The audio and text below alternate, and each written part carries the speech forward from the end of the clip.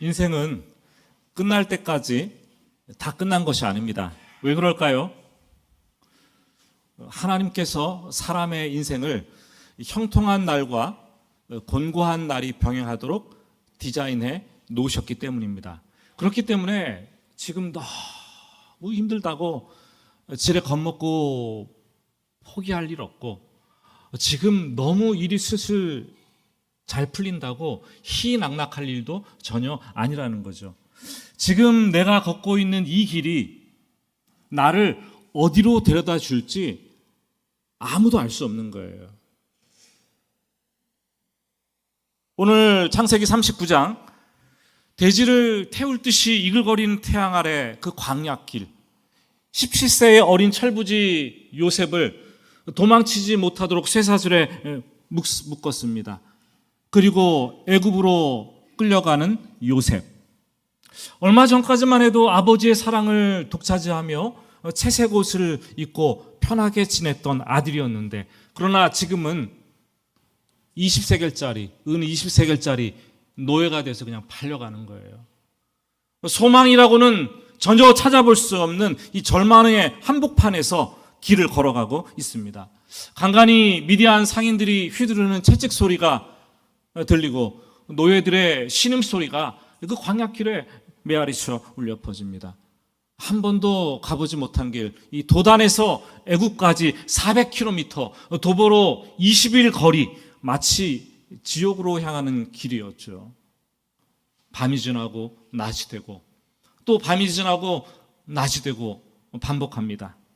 요셉이 쇠사슬에 묶여서 애굽으로 끌려가면서 도대체 무슨 생각을 했을까요?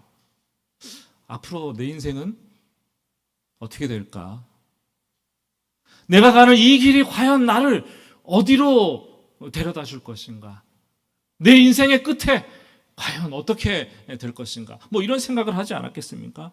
그는 길 위에서 길을 묻는 거예요.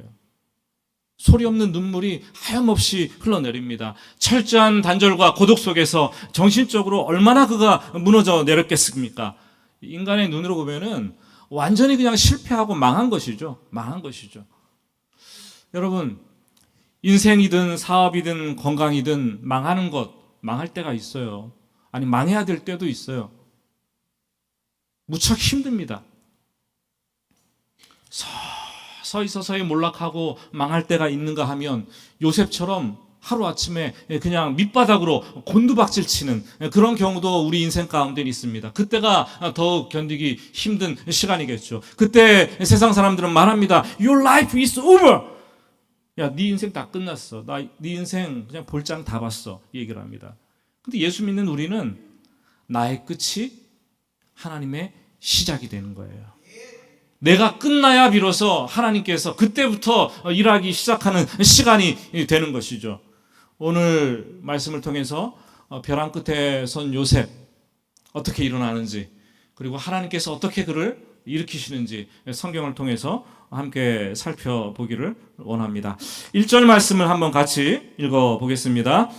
요셉이 이끌려 애굽에 내려가매 바로의 신하 친위대장 애굽 사람 보디발이 그를 그리로 데려간 이스마엘 사람의 손에서 요셉을 산이라. 말씀을 보면은 그냥 미디안 사람들이 무작위로 노예들을 끌고 가서 애굽 시장에 노예를 내놓고, 또 마치 그냥 지나가던 애굽의 친위대장 보디발이 우연히 노예 시장에서 애굽을 요셉을 보고 사 가지고 간 것처럼 보입니다. 그런데 세상에 우연이라는 건 없습니다. 참새 한 마리도 하나님께서 명하시지 않으면 떨어지지 않는다. 하나님의 섭리 가운데 있다 말씀을 하시는 거죠. 하물며 요셉이겠습니까? 하물며 나 같은 사람이겠습니까? 하나님의 섭리가 작동되는 줄 믿으시기 바랍니다. 우리는 다시 물어야 합니다. 왜 형들이 17세 요셉을 그토록 미워하며 시기했을까? 왜 아버지 야곱이 요셉을 저 멀리 세겜에 있는 이 형들에게까지 보냈을까? 왜 형들이 요셉의 이 채색 옷을 벗기고 구덩이에 던져버렸을까? 왜 때마침 그때 미디안 상인들 이스마엘 사람들이 그곳을 지나가고 있었을까? 왜 유다가 갑자기 머리가 번쩍하면서 구덩이에서 죽게 하지 말고 애굽의 상인들에게 팔아버리자 이런 제안을 했을까? 노예로 팔려갔는데 왜 거기가 애굽일까? 왜 그것도 하필이면 애굽의 바로 친위대장 보디발의 집이었을까? 생각해 보셨어요? 이 아기 모세를 태운 갈대 상자가 왜 나일강에서 이 떼밀고 목욕하는 바로의 딸 공주의 손에 들어가고 그녀가 발견하게 되었을까? 우연이라고 생각하십니까? 우연을 가장한 필연이죠. 문제를 풀어가시는 하나님의 손길, 계획을 이루시는 하나님의 섭리를 우리는 발견하게 됩니다. 하나님은 요셉을 가나안 땅에 머무는 철부지 어린 목동에서 애굽의 총리로 만드시려는 이 거대한 계획을 가지고 계셨습니다. 그러기 위해서는 먼저 무엇보다 요셉이 애굽의 정치 세계에 입문을 해야 되잖아요. 총리가 되기 위해선 입문해야 되잖아요. 그렇죠?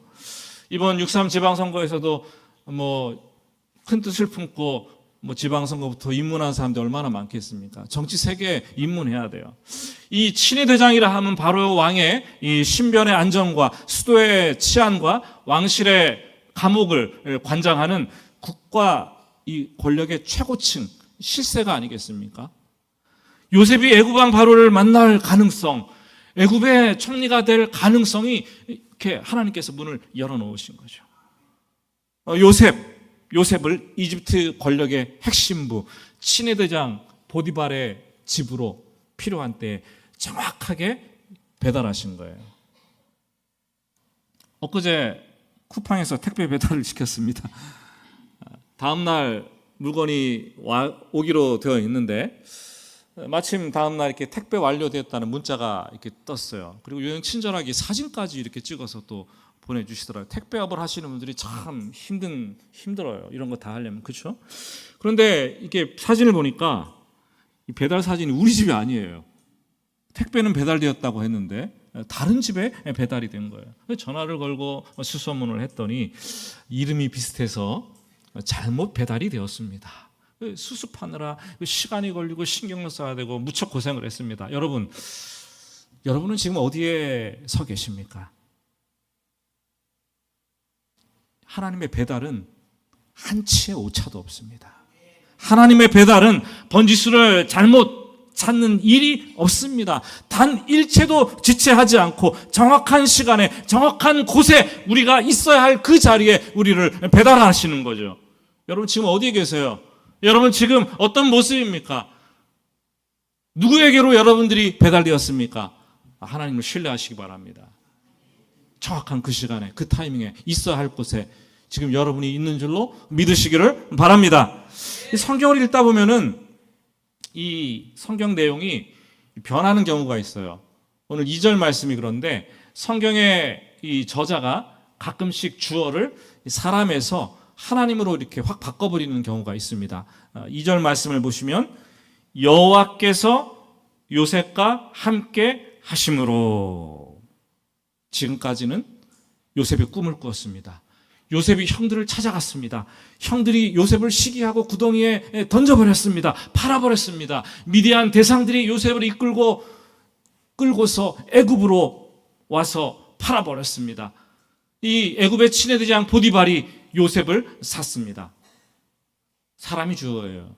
물론 그들 뒤에는 보이지 않는 하나님의 섭리가 아주 강하게 작동하고 있었지만 이제까지는 철저하게 인간들이 요셉의 인생을 이리 끌고 다니고 저리 끌고 다니고 보내버리고 사고 마음대로 했다라는 거죠. 여러분 그러나 요셉이 완전히 망하고 노예가 되어서 이 밑바닥에 이르게 되자 성경은 기다렸다는 듯이 인생의 주어를 하나님으로 바꿔버리는 것을 보게 됩니다.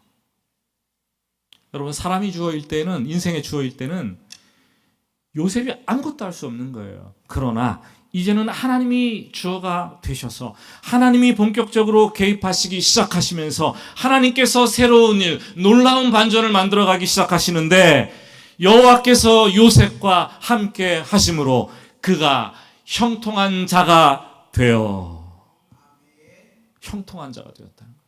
하나님께서 함께 하시니까. 기분 좋지 않아요? 형통이라는 단어가 나오니까. 형통이 뭡니까? 형통을 사전을 찾아보면은 원하는 대로 자기 뜻대로 아무 탈 없이 일이 이루어지는 것, 그게 형통이래요. 요즘 형통하십니까? 형통하기를 원하십니까? 그럼 만사형통 원하세요? 만사형통은 형통이 내가 원하는 모든 일에 그냥 그대로 적용되면 그게 만사형통 아닙니까? 다 이루어지면 하나도 빠짐없이. 형통을 원하세요? 만사형통을 원하세요?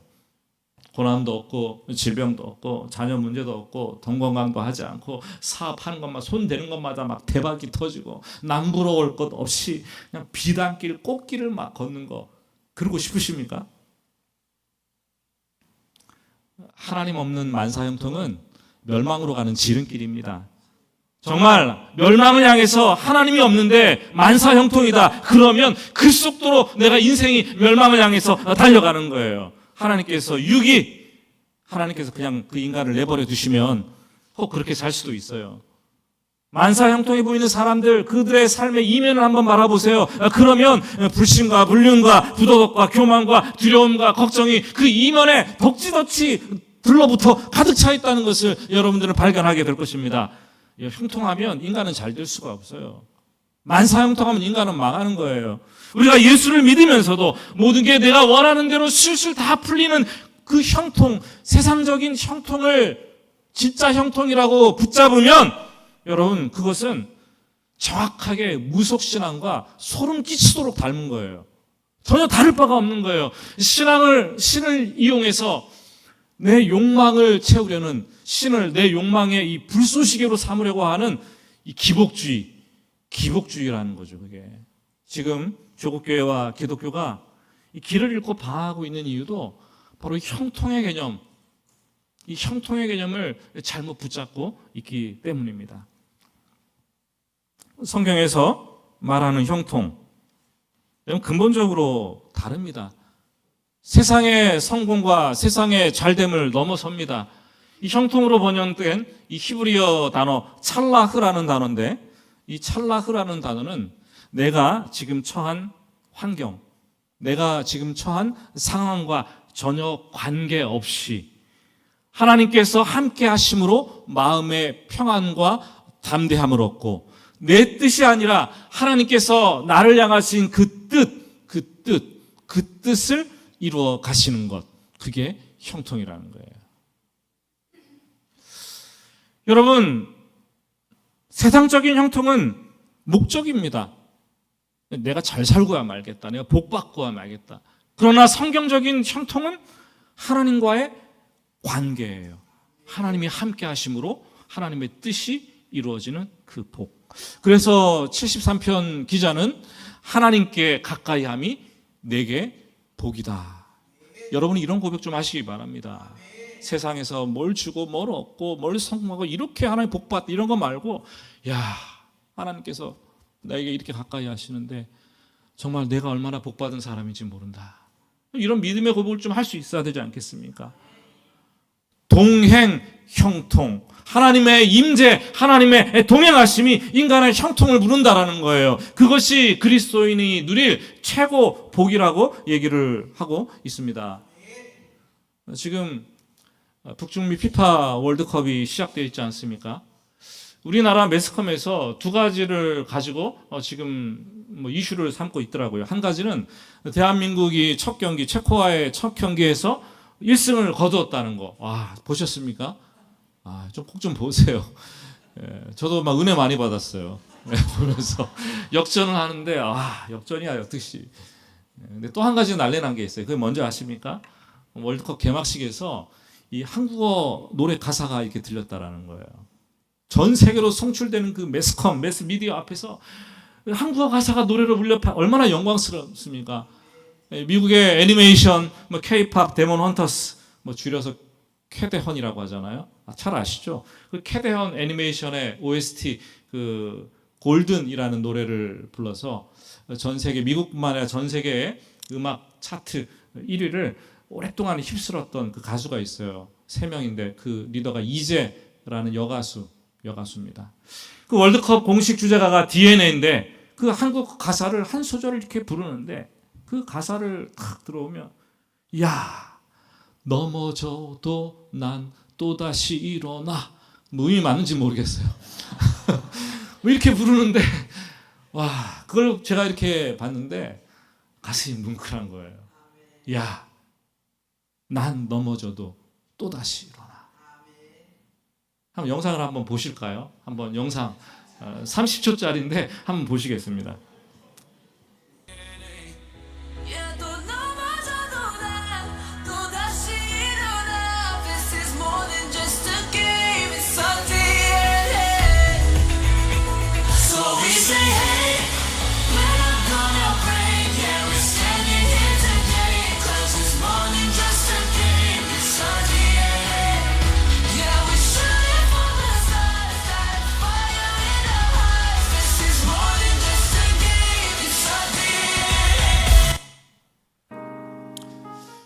예, 이 영상을 제가 한 중독이 되더라고요. 한 10번 정도 돌려보는데 야, 난 또 넘어져도 또다시 일어나. 와, 가사가 이게 주는 메시지가 그냥 설교 한 편보다 낫더라고요. 예? 근데 계속 돌려보다가 이 옆에 있는 사람 보셨습니까? 예, 그 옆에 있는 사람, 검정 안경을 쓰고 옆에 있는 사람이 탁 눈에 들어오기 시작하는 거예요. 딱 보니까 그 사람이 누구였습니까? 안드레아 보첼리라는 사람이었어요. 안드레아 보첼리. 이 전 세계 사람들의 이목은 뭐 이제 가수에게도 주목이 됐지만 이 안드레아 보첼리에게 정말로 집중이 됐습니다. 이 사람은 이탈리아 사람인데 클래식과 이 팝의 이 한계를 넘나들면서 세계적인 이 크로스오버 테너고 그리고 파페라의 거장이라고 불리는 사람인데 이 검은 안경을 쓰고 나타났어요. 이 검은 안경을 쓰고 나타나는 이유는 그가 시각장애인이기 때문이에요. 시각장애인. 선천적으로 태어날 때부터 녹내장을 가지고 있었는데 눈이 너무나 약했는데 12살 때 축구를 하다가 그만 머리에 충격을 받고 그가 완전히 시력을 잃었습니다. 그리고 그의 미래가 여러분 완전히 암흑 속에 매장이 되는 순간이었죠. 그때 사람들이 말하기를 Your life is over. 네 인생은 이제 끝난 것 같다. 그렇게 얘기를 했어요. 하지만 이 안드레아 보첼리가 그때 잠잠히 하나님을 의지하면서 하나님께 가까이 있고 또 하나님께 자기 인생을 맡기기 시작을 합니다. 고난과 어려운 환경 속에서도 이 법학을 공부해요. 그 변호사가 됩니다. 그 다음에 피아노를 배우고 노래를 부르면서 성악가로 전향을 하게 되죠. 유명한 세계적인 가수가 되었어요. 훗날 어떤 사람이 그에게 인터뷰를 하는데 이렇게 물었어요. 시력을 잃고 절망적인 상황을 어떻게 극복하고 이렇게 성공을 거두었습니까? 이런 질문을 던질 만하죠. 그때 이렇게 답했습니다. 인생에서 가장 중요한 것은 눈으로 보는 것이 아니라 나와 함께 하시는 하나님의 손을 붙잡는 것입니다. 눈에 보이지 않아도 그분의 함께 하심을 믿고 따라갈 수만 있다면 그것이 인생의 가장 큰 성공이요 가장 큰 형통입니다. 제 목소리는 제 것이 아니라 저와 함께 하시는 하나님께서 나에게 주신 선물입니다. 그 안드레아 보첼리가 이렇게 보이는데 감동이 되는 거예요. 계속 영상을 돌려봤어요. 사랑하는 여러분, 이 무속신앙처럼 내가 원하는 대로 내 뜻하는 대로 술술 잘 풀리는 것, 가짜 형통, 만사 형통 구하지 마시기 바랍니다. 여러분 두 눈이 멀어도 내가 그냥 애굽의 노예로 팔려도 어떤 환경에 처해도 나와 함께 하시는 하나님께서 나와 함께 하시면 형통한 자가 되는 줄 믿으십시오. 그게 복음입니다. 창세기 스토리를 계속 읽어가다 보면은 놀라운 것이 발견되는데 요셉이 얼마나 극한 환경에 자주 처하게 됩니까? 그런데 요셉은 한 번도 원망하는 게, 불평하는 게, 그리고 탄식하는 말이 한 번도 기록되지 않는 거예요. 어떻게 이렇게 될 수 있지? 참 신기하더라고요. 단 한 번도 자기 환경을 원망하지 않는 사람. 뭐 그에게는 지금 이 순간에도 하나님께서 나와 함께 하신다는 그 믿음이 있었기 때문에 그렇게 할 수 있었다라는 거죠. 요셉은 이 불행한 환경 속에서도 그 믿음으로 형통한 자가 되었고, 아니 하나님께서 그 믿음을 갖고 있는 요셉에게 형통한 자가 되게 하셨습니다. 여러분, 어떤 상황에서도 하나님의 임재, 하나님의 동행하심 잃지 마십시오. 그게 신앙생활의 알파와 오메가예요. 그냥 우리 성도들은 뭐 건강 잃고 또 돈 좀 잃고 좀 뭐 다 잃어도 괜찮아요. 그런데 하나님의 임재, 하나님의 동행하심, 그거 잃으면 끝나는 거예요. 그거 잃는 것, 잃어버리는 것 두려워하시기 바랍니다. 붙잡으시기 바랍니다. 사실 그 요셉의 아버지 야곱을 좀 잠깐 생각해 보면 참 못나고 부끄러운 아버지였습니다. 그런데 요셉에게 정말 좋은 한 가지 유산을 물려주었어요. 과거에 집 떠나서 밧단 아람으로 도망갈 때 베델 광야에서 한밤중에 돌베개를 베고 자는데 극한의 상황 아닙니까? 인생길이 앞으로 어떻게 될까? 근데 한 꿈을 꾸게 됩니다. 그때 천사들이 사다리를 타고 꼭대기에서 오르락 내리락 하는 꿈을 꾸지 않습니까? 하나님의 임재를 체험한 거예요. 그리고 하나님께서 말씀하시는데 내가 너와 함께 있어 내가 어디로 가든지 너를 지킬 것이며 너를 이끌어 반드시 이 땅으로 이끌어 돌아오게 할지라. 내가 너를 떠나지 아니하리라.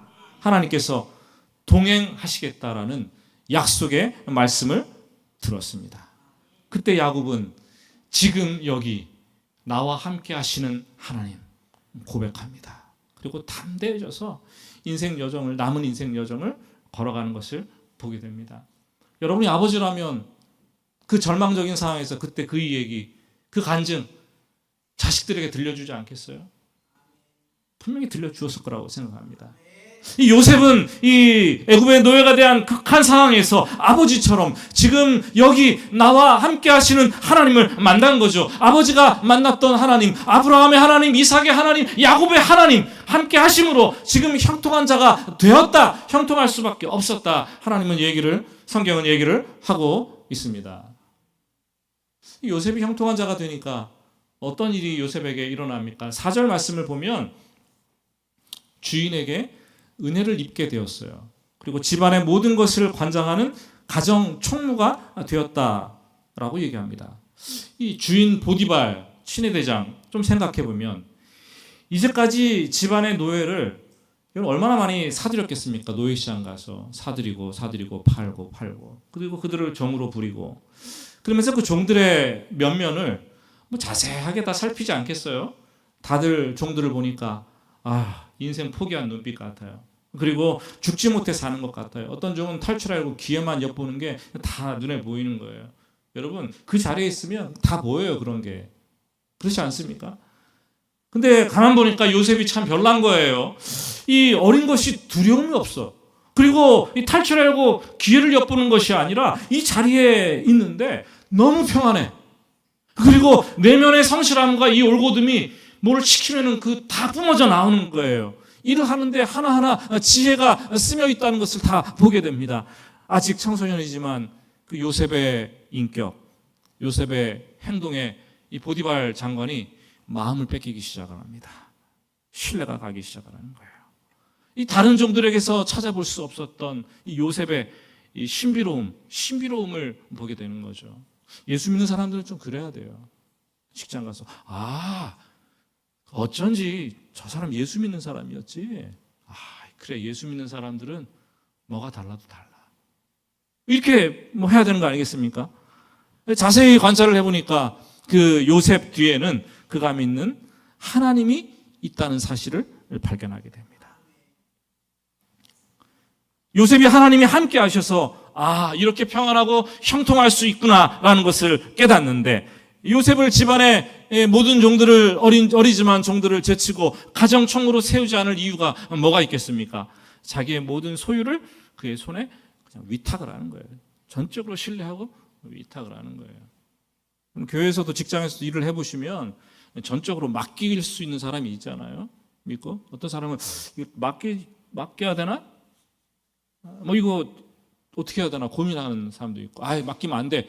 단호하게 거절하는 사람도 있잖아요. 시간이 갈수록 요셉의 형통이 빛을 발하기 시작하는데, 이 개인적인 복을 뛰어넘어서 이 주변 사람들에게 요셉의 복이 이 전이 되고 확장되기 시작을 합니다. 5절 말씀입니다. 5절 말씀 같이 읽어보겠습니다. 그가 요셉에게 자기의 집과 그의 모든 소유물을 주관하게 한 때부터 요셉을 위하여 그 애굽 사람의 집에 복을 내리심으로 여호와의 복이 집과 밭 있는 모든 소유에 미친지라. 이 돈 몇 푼 주지 않고 그냥 어린 노예를 종으로 사왔는데, 알고 보니까 뭐가 불러 들어왔어요? 집안에 복덩이가 불러 들어온 거예요. 집안 그냥 구석구석 요셉으로 인해서 하나님께서 요셉을 위해서 복을 쏟아 부어주는데 안 미치는 곳이 전혀 없다라는 거예요. 그런데 5절 마지막 부분을 자세히 보시면 참 독특해요. 요셉 때문에 하나님께서 그 집안에게 복을 내리신 것은 알겠는데, 5절 마지막은 그의 집과 어디에 있는 소유요? 밭에 있는 모든 소유에 미쳤다라고 얘기를 하고 있습니다. 이게 너무 과장된 표현 아닙니까? 밭까지 얘기를 할 필요가 있는가? 밭에 곡식을 심어놨나? 희한하죠. 집은 안을 얘기하는 것이고, 밭은 집 밖을 얘기합니다. 집과 밭은 그 사람의 삶의 모든 영역을 가리키는 거죠.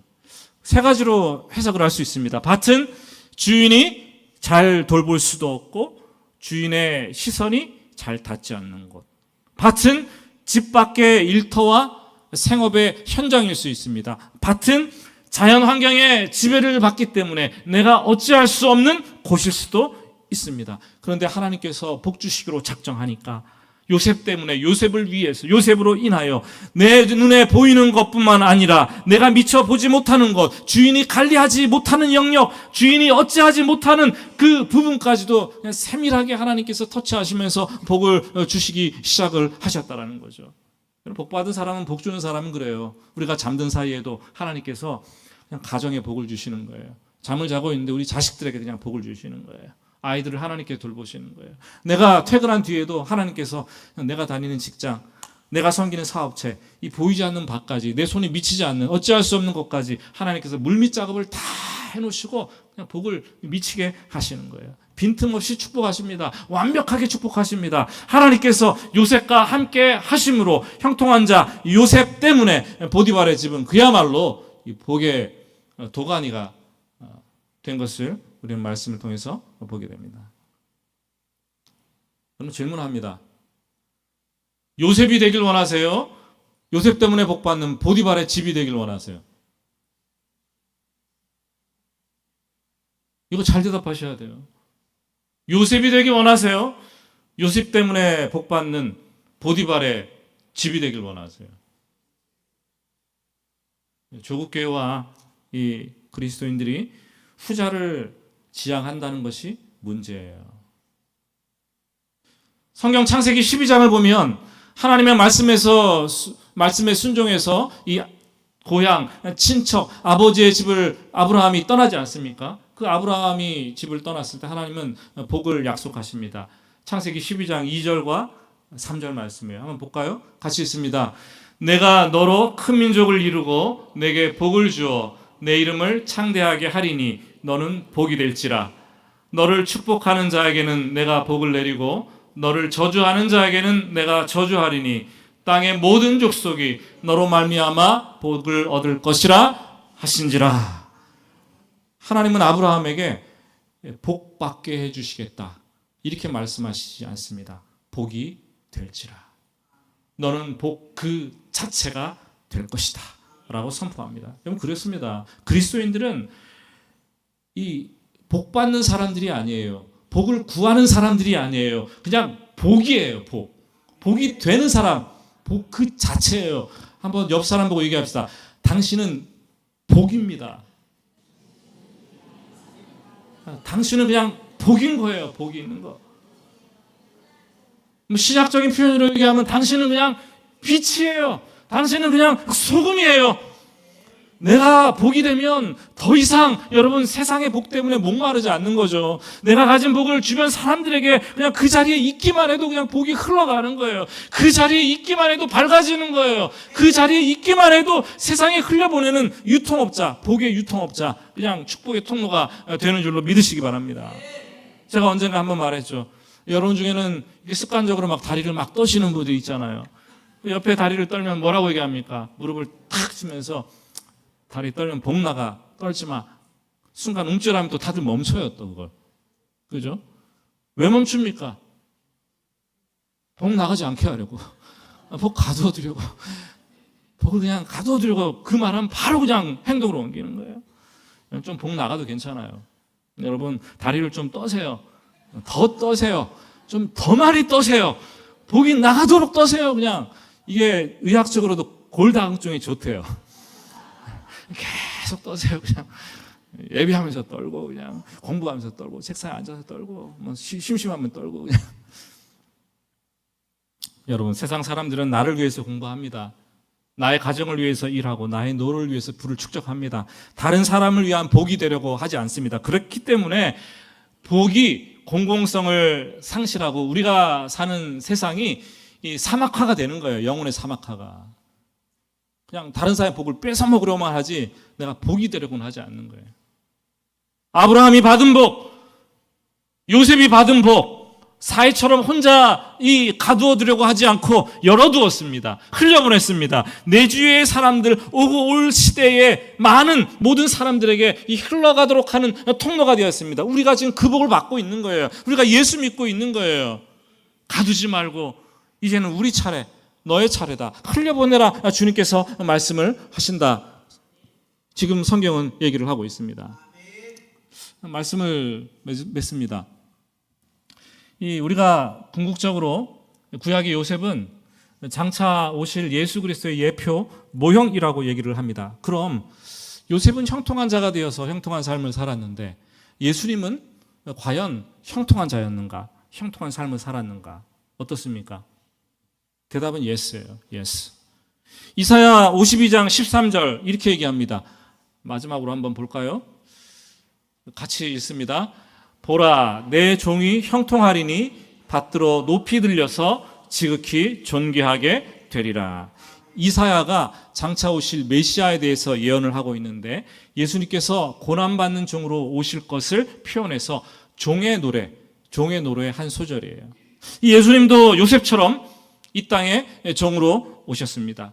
요셉처럼 하루아침에 하나님의 본체에서 종으로 떨어졌어요. 밑바닥으로 떨어졌어요. 그런데 예수님께서 형통한 자가 되었습니다. 예수님은 세상의 물질적인 번영, 권력을 획득한 것이 아니라 아버지께서 계획하신 십자가의 길이라는 극한의 상황을 가면서 평안했어요. 담대했습니다. 그리고 자신에게 맡겨진 사명을 성공적으로 성취해서 아버지의 뜻한 바를 다 이루어 내셨습니다. 그리고 아버지께서는 이 영광스러운 부활이라는 것으로 그에게 응답을 해 주셨습니다. 사랑하는 여러분, 형통은 고통이었고 장애물이었고 인생이 내 뜻한 대로 술술 잘 풀리는 평탄한 상태가 아닙니다. 어떠한 역경 속에서도 하나님께서 함께 하심으로 말미암아 내가 평안하고 내가 담대해져서 하나님의 뜻을 돌파해가는 그 능력, 그 힘을 우리는 평안이라고 얘기를 합니다. 그 결과 내가 복이 되는 것이고 내 주위의 사람들에게 선한 영향력을 끼쳐서 복받게 하는 사람이 되는 것입니다.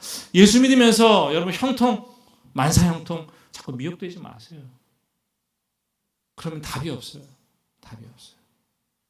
하나님께서 함께 하심으로 저와 여러분의 형통, 그 형통이 이 세상 사람들의 형통을 그냥 이기는, 압도해버리는 그것의 삶으로 우리가 보여줘야 되지 않겠습니까?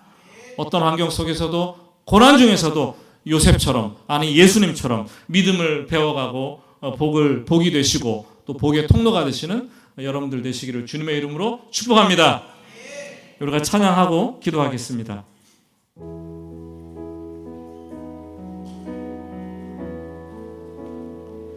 내 삶은 주의 것, 주님 내 길을 잘 아시고 내 걸음을 인도하시네. 어둠 속에서 빛을 내시는 그분을 믿네.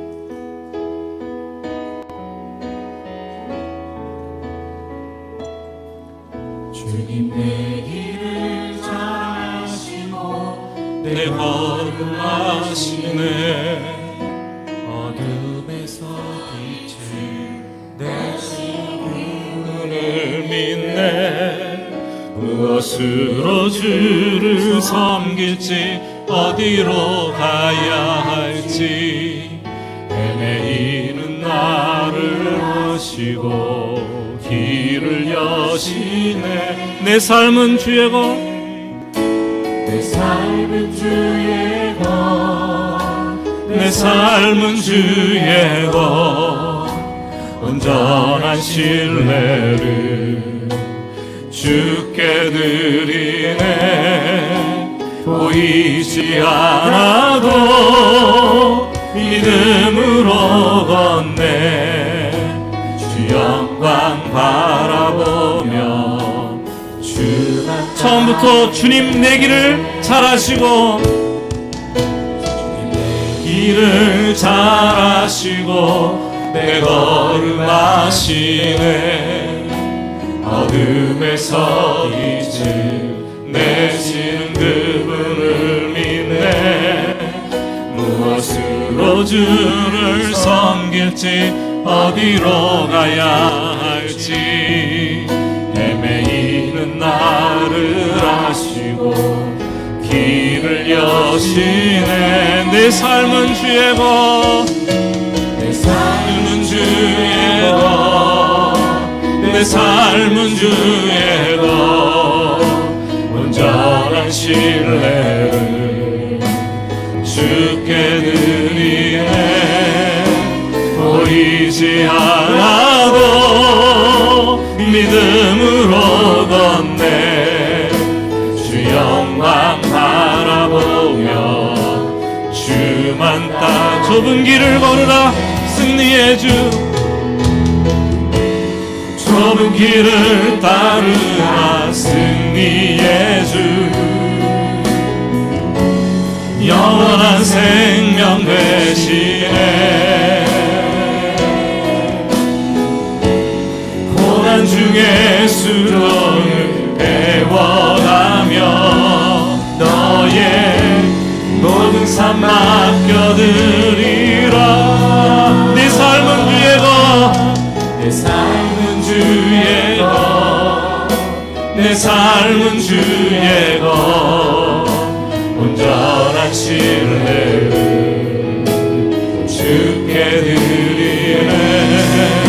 보이지 않아도 믿음으로 걷네. 주 영광 바라보며 주만 따르네. 우리 기도합니다. 하나님, 지금 내가 걷고 있는 이 길이 나를 어디로 데려다 줄지 알지 못합니다. 요셉처럼 한 치 앞도 내다볼 수 없는 암흑, 그래서 인생이 두렵습니다. 그러나 하나님께서 함께 하시면 극한의 상황에서도 형통한 자가 될 줄 믿습니다. 확신합니다. 이 믿음 가지고 지금 오늘 담대하겠습니다. 이제는 더 이상 세상이 주는 가짜 형통, 만사 형통 붙잡으려고 동분서주하지 않겠습니다. 하나님께서 함께 하심으로 형통한 자가 되어서 복이 되어서 복을 흘려보내는 축복의 통로가 되었겠습니다. 지금 복의 공공성이 사라지고 이기적이 되어서 세상이 얼마나 사막화되어 가고 있습니까? 하나님, 우리 그리스도인들이, 아니 내가 고난의 자리에서도 하나님을 주어로 삼고 형통한 자가 되어서 하나님의 복을 흘려보내게 하여 주시옵소서. 우리가 다른 것은 다 이뤄도 하나님의 임재, 하나님의 동행하심이 곧 형통이라는 사실을 깨닫고 그것을 잃지 않도록 주님 도와 주시옵소서. 이 시간 주님의 이름을 한번 같이 외쳐 부르고 기도하겠습니다. 주여, 하나님 아버지, 간절히 기도합니다. 인생길을 걸어가고 있는 우리들을 불쌍히 하여 주시옵소서. 아버지 하나님, 지금 내가 걷는 이 길 어디로 나를 데려다 아버지, 이 길이 끝나고 나면 어디에 내가 서 있을지 알지 못해서 하나님 두렵습니다. 길 위에서 길을 묻는 참으로 어려운 형국입니다. 하나님 두려운 가운데, 그러나 오늘 말씀을 통해서 하나님께서 함께 하시면 극한의 상황에서도 형통한 자가 될 줄 믿고 확신합니다. 믿습니다. 이 믿음 가지고 평안하게 하시고 흔들리지 않게 하시고 나에게 주어진 길을 아버지는 온전히 걸어갈 수 있도록 하나님 도와주시옵소서. 내가 있는 이 자리, 하나님께서 나를 정확하게 이 자리에 세우시고 지금 이 순간에 이 상황에 나를 아버지 이끌어 가신다는 사실을 믿고 확신하오니 하나님 아버지 더 이상 세상이 주는 가짜 형통과 만사 형통을 붙잡지 아니하고 하나님이 함께 하심으로 아버지 명통한 자가 되어 복을 나눠주는 복이 되게 하여 주시기를 간절히 원하고 하나입니다. 하나님 아버지, 눈물 없이 갈 수 없는 인생길을 걸어가고 있습니다. 모여와 같은 아버지의 인생길을 걸어가고 있습니다. 지금 이 시간에도 풀리지 않는 문제를 붙잡고 지금 이 시간에도 공부한 심령이 되어서 아버지 어렵게 요셉처럼 아버지 어둠의 길을 걸어가고 있는 사람들이 있습니다. 주여 형통케 하시고 복을 주시고 능력을 다하여 주시옵소서.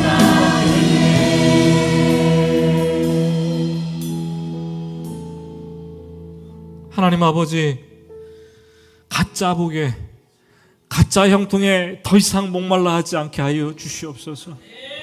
이제까지 예수 믿으면서도 그렇게 형통을 잘못 알고 속아왔는데 앞으로 남은 인생 하나님이 함께 하심으로 주시는 참된 형통을 누리게 하여 주시옵소서. 하나님이 함께 하시면 어느 곳에 있든지 무엇을 하든지 참된 형통이 인생 가운데 주어진다는 사실을 깨닫고 평안하고 담대하게 하여 주시옵소서. 하나님의 임재, 하나님의 동행하심을 잃는 것을 두려워하게 하시고 그것을 신앙생활의 최대 목적으로 삼게 하시고 하나님의 함께 하심을 누림으로 말미암아 복이 되고 내가 복이 되어서 내 주변 사람들, 내가 거하는 모든 곳들 세상에 복을 흘려보낼 수 있도록 주여 인도하여 주시옵소서. 이 한 주간도 주신 말씀 붙잡고 담대하길 원합니다. 주여 형통케 하여 주시옵소서. 예수님의 이름으로 기도드립니다. 아멘.